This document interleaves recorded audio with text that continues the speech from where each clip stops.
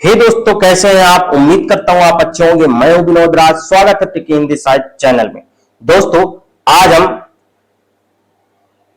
कक्षा 12 आरोह भाग 2 के गद्य खंड का पहला पाठ है भक्तिम, जिसकी लेखिका है महादेवी वर्मा, के एमसीक्यूज वस्तुनिष्ठ प्रश्नों को सॉल्व करने वाले हैं। ठीक है ना। इसका हम डिटेल वीडियो पढ़ चुके हैं, देख चुके हैं। पाठ का सारांश, लेखक लेखिका परिचय, प्रश्नोत्तर, इन सबको पढ़ चुके हैं। यदि आप उसको ना देखे हो तो पहले उसको जाकर देख लें। ठीक है। और साथ ही साथ चैनल को सब्सक्राइब ना किया तो सब्सक्राइब कर दें, बेल आइकन प्रेस कर दें, जिससे आपको आने वाली वीडियो की नोटिफिकेशन मिलती रहे। तो चलिए आज देखते हैं भक्तिम पाठ के एमसीक्यूज। पहला प्रश्न है, महादेवी वर्मा का जन्म कब और कहां हुआ था। ऑप्शन है 26 मार्च 1907 फर्रुखाबाद, 26 मार्च 1907 इलाहाबाद, 11 सितंबर 1987 इलाहाबाद, 26 मार्च 1907 कानपुर। तो उत्तर क्या हो जाएगा, 26 मार्च 1907 फर्रुखाबाद। अगला प्रश्न है, महादेवी वर्मा किस युग के प्रमुख स्तंभों में से एक थी। आधुनिक युग, छायावादी युग, प्रगतिवादी युग, प्रेमचंद युग। तो किस बात की थी, छायावादी युग की स्तंभों में से एक थी। महादेवी वर्मा के परिवार में कितने वर्षों बाद बेटी का जन्म हुआ था। तो बताइए, 200 वर्षों बाद, 100 वर्षों बाद, 150 वर्षों बाद और 500 वर्षों बाद। तो उत्तर क्या होगा, 200 वर्षों बाद। ठीक है। अगला है, महादेवी वर्मा का नामकरण किसने किया था। पिताजी ने, नाना जी ने, बाबा जी ने, दादी जी ने। तो किसने किया था, बाबा जी ने। और किसके नाम पर किया था, यह भी आपको पता होना चाहिए। ठीक है। अगला प्रश्न है, महादेवी वर्मा के पिताजी का नाम क्या था। बांके बिहारी, गोविंद प्रसाद वर्मा, जमुना प्रसाद वर्मा और रामराज वर्मा। तो किसी कौन होंगे, गोविंद प्रसाद वर्मा। अगला प्रश्न है, महादेवी वर्मा के माता जी का नाम क्या था। आनंदी देवी, हेमा रानी देवी, तुलसी देवी, सुमित्रा देवी। उत्तर होगा हेमा रानी देवी। अगला प्रश्न है, महादेवी वर्मा के परिवार में कितने वर्षों बाद बेटी का जन्म हुआ था। ये हो गया, ये रिपीट हो गया प्रश्न। महादेवी वर्मा अपने युग के किन किन लेखकों को राखी बांधती थी। तो ऑप्शन है सूर्यकांत त्रिपाठी, सुमित्रानंदन पंत, दोनों को, जयशंकर प्रसाद। तो उत्तर क्या होगा, दोनों को। ठीक है। अगला है, महादेवी वर्मा की प्रारंभिक शिक्षा कहां से प्राप्त हुई। फर्रुखाबाद, इलाहाबाद, इंदौर, बनारस। तो कहां से हुई थी, इंदौर से। ठीक है।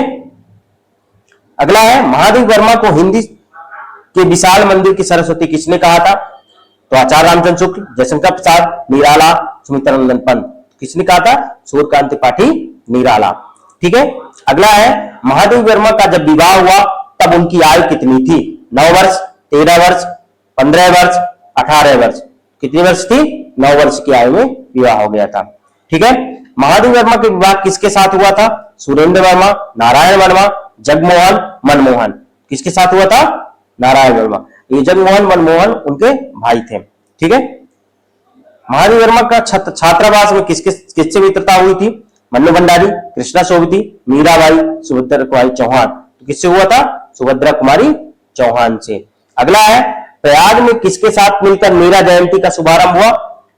आचार्य रामचंद्र शुक्ल,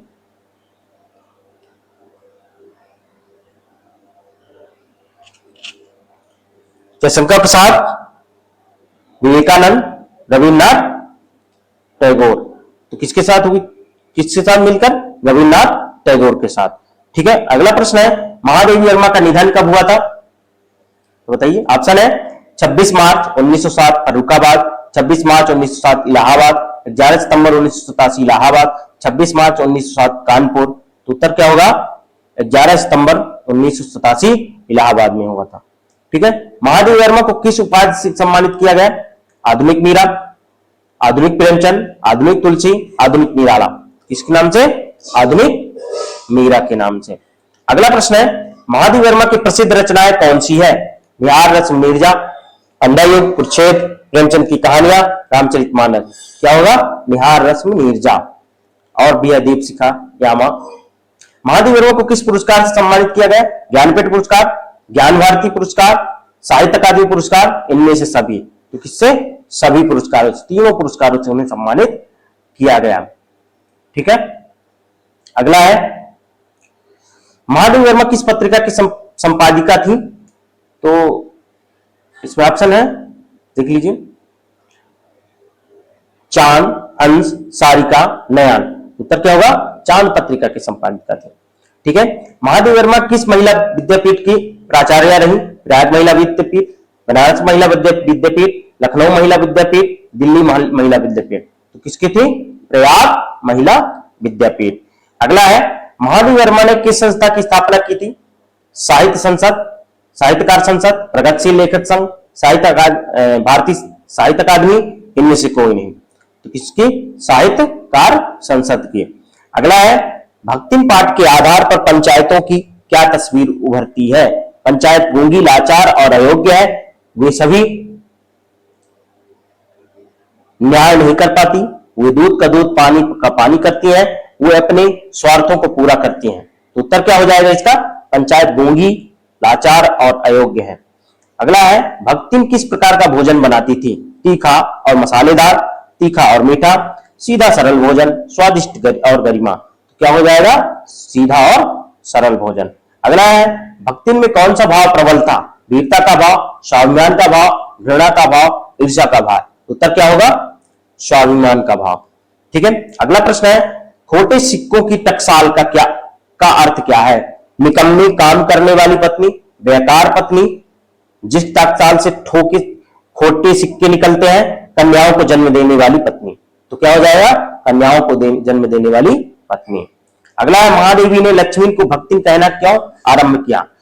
उसके व्यवहार को देखकर, उसके वैराग्यपूर्ण जीवन को देखकर, उसके गले में कंठी माला देखकर, उसकी शांत मुद्रा को देखकर। तो उत्तर क्या होगा? उसके गले में कंठी माला देखकर। अगला है भक्तिम किसके लिए लड़ाई लड़ती थी? अपने अस्तित्व के लिए, अपने पति के लिए, जीवन के लिए, महादेवी के लिए और अपनी बेटियों के हक के लिए। तो किसके लिए लड़ती थी वो? अपनी बेटियों के हक के लिए। ठीक है, अगला है भक्तिम पाठ के रचयिता क्या है? ये तो बन जाना चाहिए। कौन है? महादेवी वर्मा। अगला है महादेवी वर्मा भक्तिम महादेवी से कितने वर्ष बड़ी थी? 15 वर्ष, 25 वर्ष, 30 वर्ष, 20 वर्ष। उत्तर क्या होगा? 25 वर्ष। ठीक है, अगला है भक्तिम किसके समान अपनी मालकिन के साथ लगी रहती थी? छाया के समान, धूप के समान, वायु के समान, पालतू पशु के समान। किसके समान? छाया के समान। ठीक है, अगला प्रश्न है भक्तिम का शूरवीर पिता किस गांव का रहने वाला था? मूसी, लूसी, झूसी, हड़िया। तो ये इंपॉर्टेंट क्वेश्चन है। कहां से?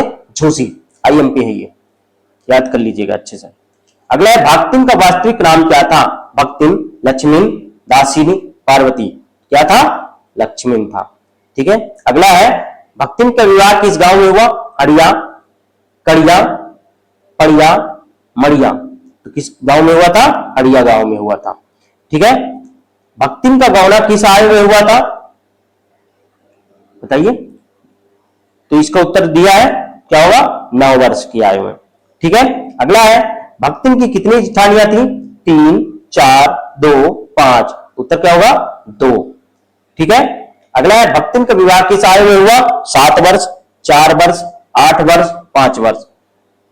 तो भक्तिम का विवाह किस वर्ष में हुआ था?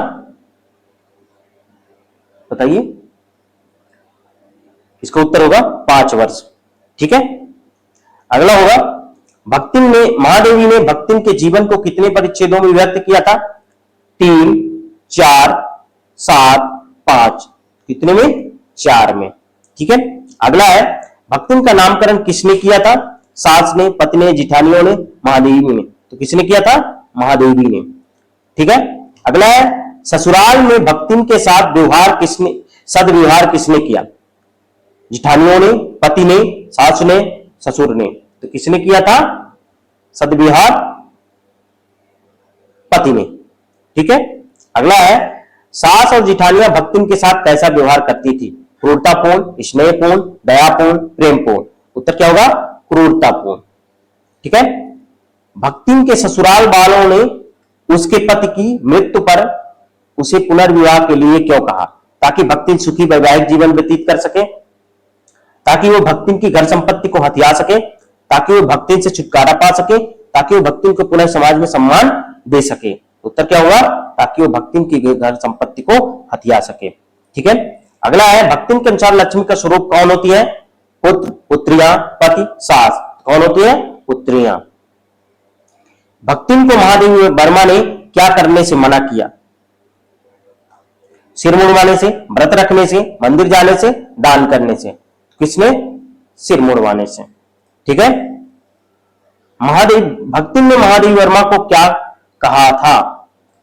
तो भक्तिन ने महादेवी वर्मा को, ऑप्शन है मां, दीदी, बहन, सहेली। क्या कहा था? मां कहा था। भक्तिन ने महादेवी वर्मा के लिए क्या किया था? खाना पकाया था, कपड़े धोए थे, घर साफ किए थे, और क्या किए थे? सभी। तो ऑप्शन उत्तर जो हो जाएगा सभी। अगला है भक्तिन पाठ में किस मानवीय व्यवहार अधिकार के हनन को दर्शाया गया? स्त्री के अधिकार के, बाल अधिकार को, मजदूर अधिकार को, या सभी? उत्तर क्या हो जाएगा? स्त्री के अधिकार को। ठीक है, अगला है भक्तिन संस्मरण महादेवी वर्मा के किस संकलन के लिए से लिया गया है? स्मृति की रेखाएं, यामा, निहार, श्रृंखला की कड़ियां। देखिए ये तो दो नहीं हो सकते क्योंकि काव्य है। अब इन दोनों में सुनिए, तो उत्तर क्या हो जाएगा? स्मृति की रेखाएं। ठीक है, भक्तिन का चरित्र कैसा था? स्वार्थी और आलसी, मेहनती और कर्मठ, विलासी और भोगवादी, विलासी और स्वार्थी। तो क्या होगा? मेहनती और कर्मठ। अगला है भक्तिन पाठ में भक्तिन के स्वभाव की क्या लक्षण दिखाए गए हैं? वह निस्वार्थ और त्यागपूर्ण स्वभाव की थी, वह हमेशा दूसरों की मदद करने के लिए तैयार रहती थी, वह अपने आप को लेकर बहुत ही समर्पित थी। उपयुक्त सभी। तो क्या हो जाएगा? उपयुक्त सभी। जो कि आज का लास्ट प्रश्न है, भक्तिन की कहानी अधूरी क्यों रह गई? क्योंकि उसका अंत दुखद था, क्योंकि उसके जीवन की सभी घटनाएं नहीं घटी हुई थी, क्योंकि भक्ति का अनुभव कभी कभी अधूरा रह जाता है। उपयुक्त सभी। तो उत्तर क्या हो जाएगा? भक्ति का अनुभव अधूरा रह जाता है। तो दोस्तों ये रहा भक्तिन पाठ के महत्वपूर्ण वस्तुनिष्ठ प्रश्न। उम्मीद करता हूं ये वीडियो आपको अच्छी लगी होगी, है ना? अगर अच्छी लगी हो तो लाइक जरूर करिएगा, और चैनल को सब्सक्राइब न तो सब्सक्राइब कर दे, बेल आइकन प्रेस कर दे, जिससे आपको आने वाली वीडियो की नोटिफिकेशन मिलती रहे। मिलते हैं नेक्स्ट वीडियो में, तब तक अपना ख्याल रखें। धन्यवाद।